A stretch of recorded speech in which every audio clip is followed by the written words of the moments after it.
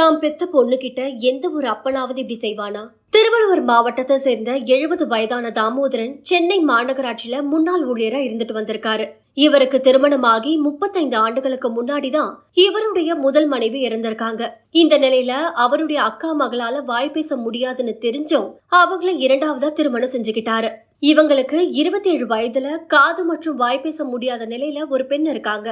அந்த மகள் அவருடைய பாட்டி வீட்டுல இருந்துட்டு வந்த நிலையில தான் 8 மாதங்களுக்கு முன்னாடி அந்த பாட்டி இறந்து போகவே அப்பாவான தாமோதரன் மற்றும் அம்மா நாங்க பார்த்துக்கிறோம்னு சொல்லி அந்த பெண்ணை வீட்டுக்கு கூட்டிட்டு வந்திருக்காங்க.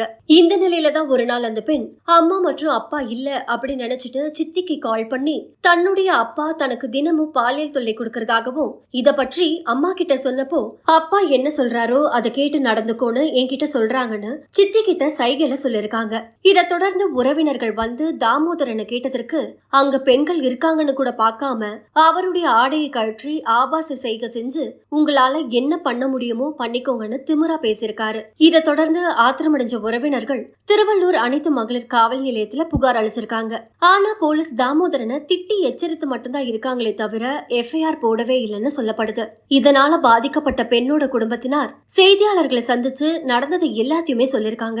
அதன் பின்னர் தான் தாமோதரன் மீது எஃப்ஐஆர் போடப்பட்டு கைது செய்யப்பட்டதா சொல்லப்படுது.